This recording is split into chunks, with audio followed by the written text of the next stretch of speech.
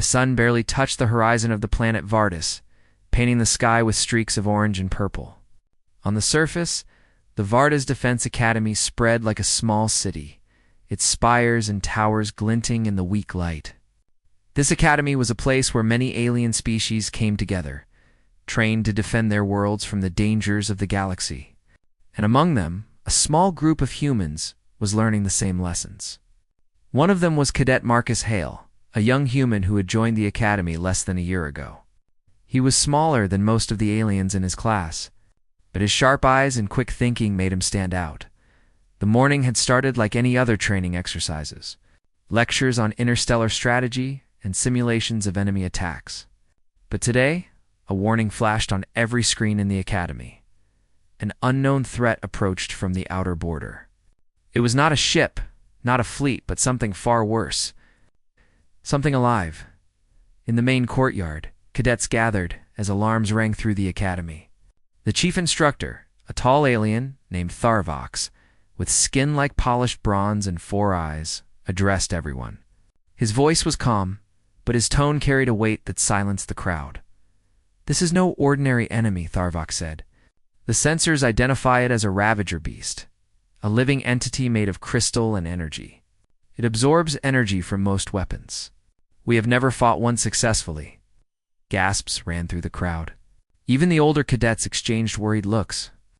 "No weapon can stop it," one of the aliens whispered. "It destroys anything it touches."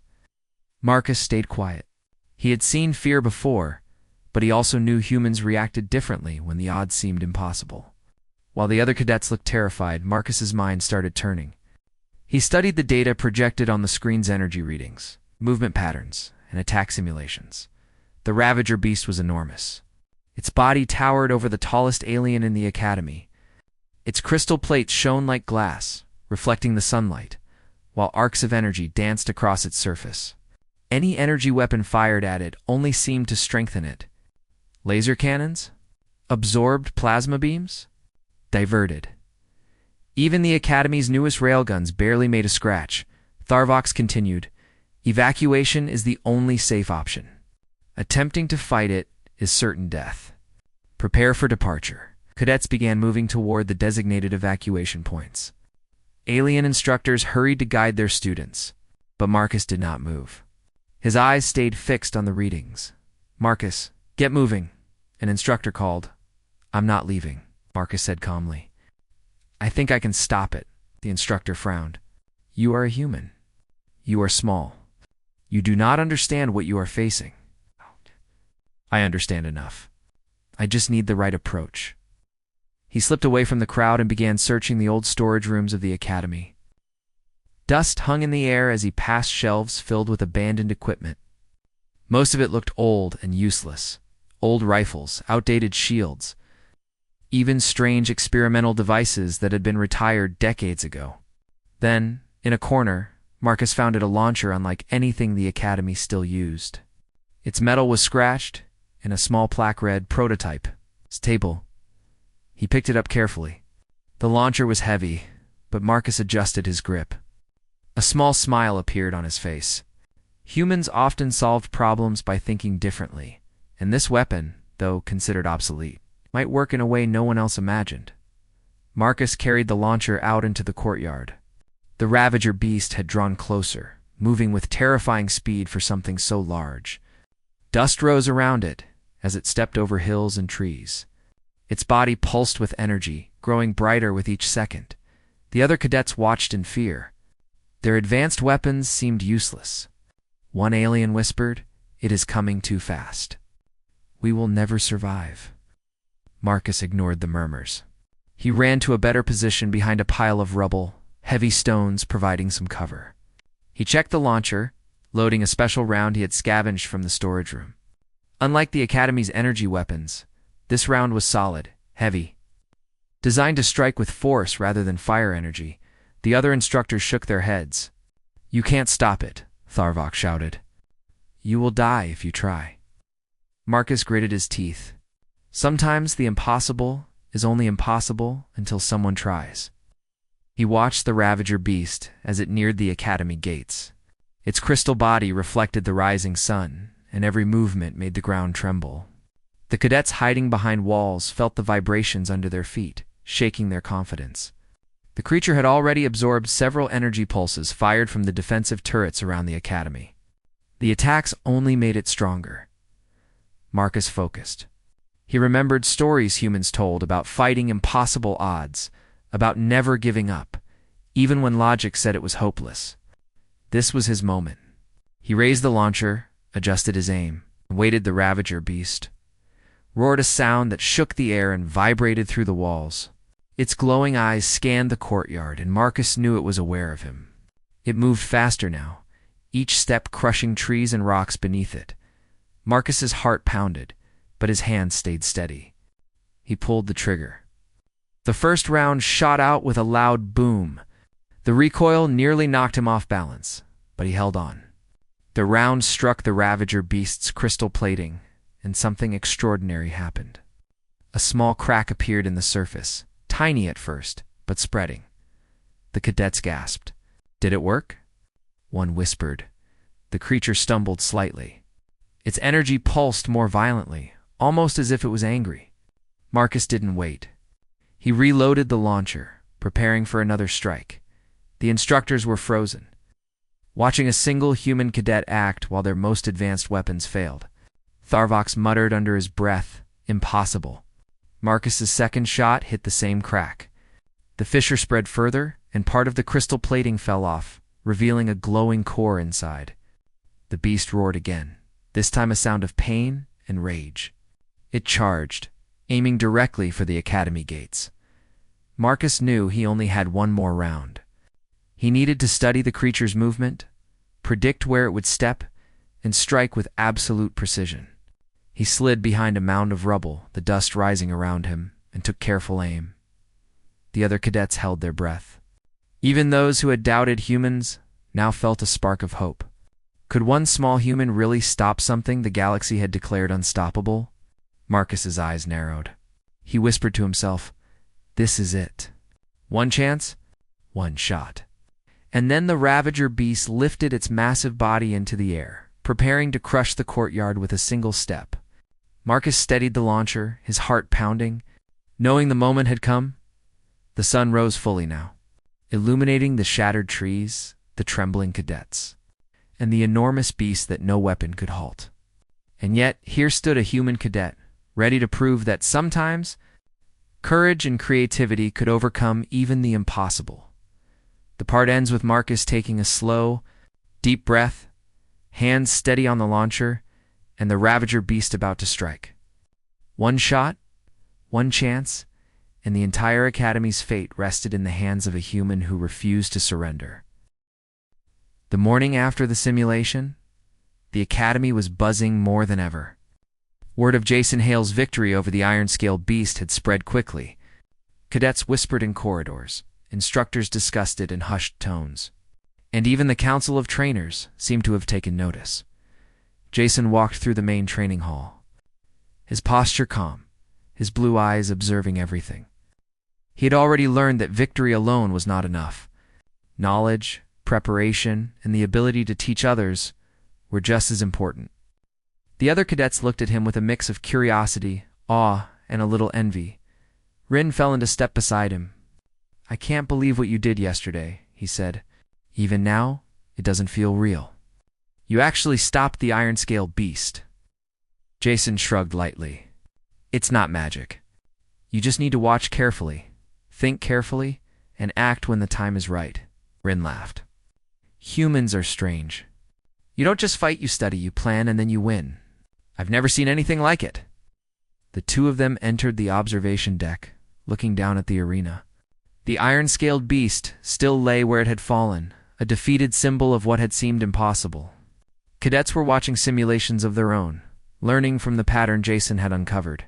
The instructors had already begun analyzing the data from his actions. Commander Vahelic arrived shortly after. He walked slowly across the deck, his usual stern expression softened by thought. He stopped beside Jason and gestured toward the arena. "You have done something remarkable, human," he said. "No cadet before you has stopped the iron-scale beast, not even once. And yet, You have done it twice, in practice and in simulation. You did not rely on strength alone. You used your mind, your observation, and your courage. That is rare among all species here. Jason saluted respectfully. Thank you, sir. I only tried to look for the weak points. Helek nodded. Most cadets focus on their weapons, on energy, on armor. You focus on thought, strategy, and timing. That is why you succeeded. You see possibilities where others see limits. The words filled Jason with quiet satisfaction, but he remained humble. For him, the victory was not about fame. It was about proving that careful thinking and courage could overcome what others called impossible. Velek turned to the other cadets, who had gathered nearby. Let this be a lesson for all of you. Do not believe that anything is impossible. Strength and weapons are important, but observation, strategy, and courage can change the outcome of any battle. A few cadets hesitated, unsure if they could apply this lesson. But others, inspired by Jason, began to discuss strategies, ideas, and techniques. The atmosphere in the academy was changing. Fear was giving way to curiosity. Doubt was giving way to possibility. Later that day, Jason returned to the armory. He carefully disassembled his improvised weapon, cleaning each part and inspecting every component. Even though he had succeeded, he knew he could always improve. Perfection, after all, was a journey, not a destination. Rin entered, looking excited. You're amazing, Jason. You didn't just win. You've changed how we think about combat. I've never seen anyone human or alien plan and execute like that before. Jason smiled faintly. It's simple if you understand the enemy. Watch, wait, and strike at the right moment. That's all it takes. Rin shook his head. It's not simple. It's genius. As they spoke, the Academy's instructors convened a special meeting. They reviewed the simulation data and Jason's actions in detail. Velek was present, along with several other senior trainers. The conclusion was clear. A human cadet had done what they believed no one could. The Academy's training methods, designed for conventional combat, had overlooked creativity and observation as decisive tools. After the meeting, Velek called Jason to his office. The room was filled with holographic displays of the beast, simulations, and data points. Velek leaned over a table, studying the movements Jason had exploited. You have something special? Velek said. Humans are adaptable, yes, but you possess something else. Insight, patience, and courage combined. Most cadets rely on what they see. You rely on what you understand. That is why you succeed where others fail. Jason listened quietly. Thank you, sir. I just tried to think carefully. The Helix nodded slowly. I am going to ask you to help redesign part of the Academy's combat program. Your methods, your approach, can teach all cadets how to think differently. You may be small in size, but your influence will be large.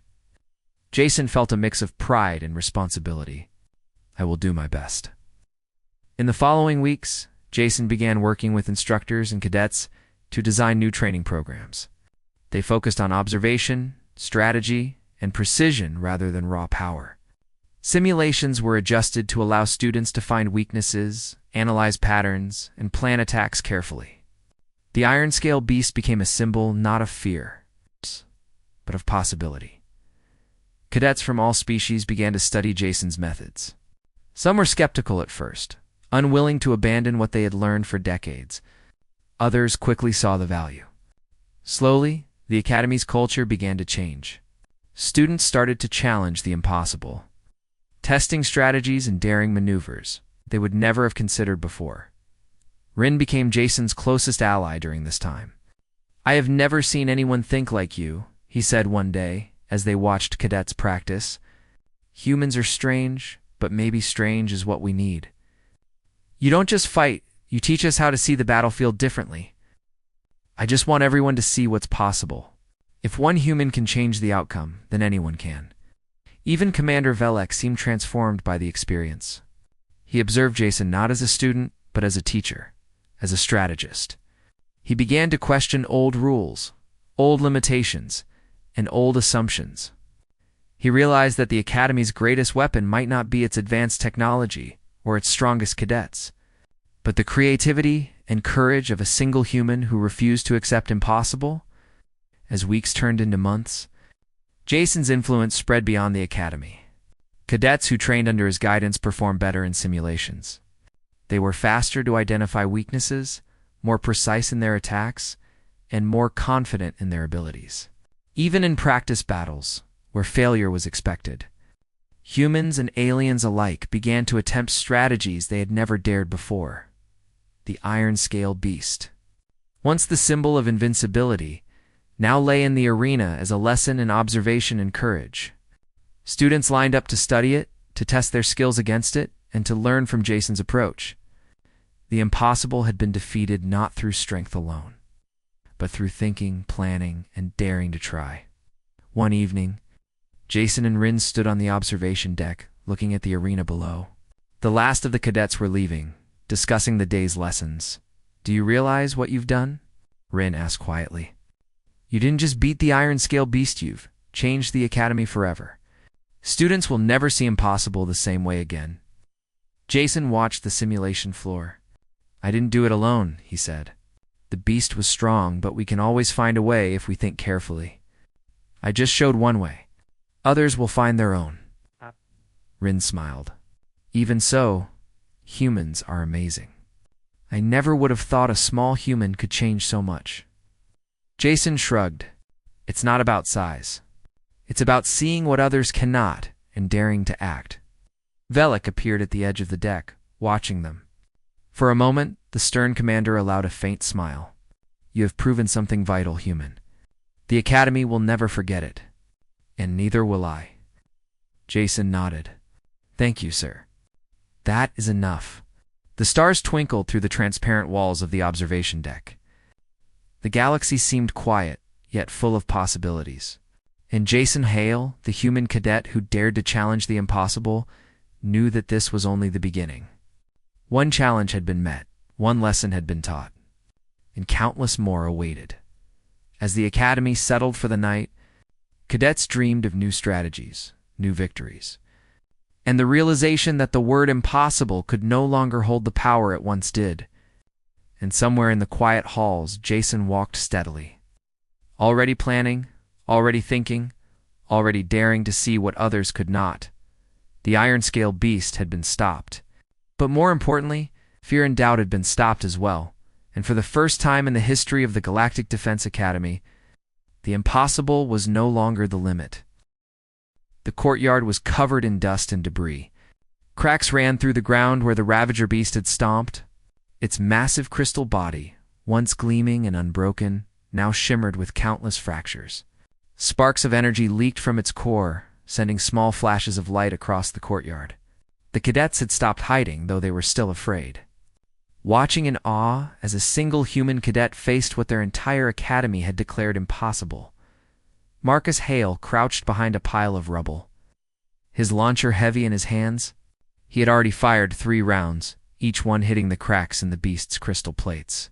The first created a small fissure, the second widened it, and the third struck its core, causing the massive creature to stagger and fall to its knees. Yet the Ravager Beast was not yet defeated.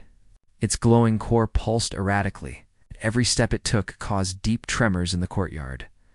Tharvox, the chief instructor, approached carefully, his bronze skin shining in the early light. His 4 eyes studied Marcus. I did not believe it possible," he admitted. "But you have weakened it. Do you have another plan?" Marcus nodded, sweat running down his face. "I have one last round. If I hit the right spot, it will stop it completely." The alien instructor frowned. "You risk your life for a human experiment." Marcus smiled faintly. "Sometimes the experiment saves everyone." He studied the Ravager Beast. It was larger than any building in the Academy and pulsed with unstable energy. The creature's crystal plates rattled as it struggled to rise. Marcus noticed that the largest fissure, running from its chest to its core, glowed brighter than the rest. That would be his target. A precise shot there could disrupt its core completely. The cadets whispered among themselves. Many had already lost hope, believing nothing could stop this giant. But now, seeing Marcus act with calm precision, they dared to hope. Marcus adjusted his aim. His last round was heavy, designed to penetrate layers of crystal and energy. He had only one shot. If he missed, the Ravager beast could crush the courtyard. The academy might fall. The creature roared, a deafening sound that shook walls and sent stones tumbling. Its massive arms swung toward the courtyard gates. Marcus ducked slightly, then raised the launcher again, taking careful aim. Now or never, he whispered. The round fired, a solid mass hurtling at the target with incredible force. It struck the Ravager beast's core through the largest crack. For a heartbeat, nothing happened. The cadets and instructors froze, holding their breath. Then, the energy inside the creature reacted violently. A massive explosion of light and force erupted from the beast's core. Crystal shards flew in all directions, sparkling like diamonds in the morning sun. The creature roared once more, but it was different, now, slower, weaker. It stumbled backward, massive limbs shaking as its body began to collapse. Marcus shielded his face from the flying debris, but he did not retreat. He watched as the once unstoppable Ravager beast toppled, crashing to the ground with a thunderous impact that left deep craters in the courtyard. Dust and shards covered the area, and the silence that followed was almost unreal. For a moment, no one moved. The cadets peeked from behind walls, unsure whether it was safe. Then, slowly, applause and cheers began to rise. The impossible had been done. A single human cadet had stopped the beast that no weapon could halt. Tharvox approached Marcus cautiously, his four eyes wide with disbelief and respect. You did it," he said. "I cannot believe it, but you did it. A human stopped what we all believed unstoppable." Marcus lowered the launcher, wiping sweat from his brow. "It was not about size or power," he said quietly. "It was about thinking differently and acting when no one else would." Other cadets gathered around, some still in shock, some excited. Alien instructors approached as well, murmuring among themselves. The Ravager beast, now reduced to a pile of shattered crystal, had changed their understanding of combat forever. News of the event spread quickly. Scouts and communications drones sent reports to nearby colonies and worlds. Soon, everyone knew that a human cadet had stopped the creature no alien weapon could defeat. Many were skeptical at first.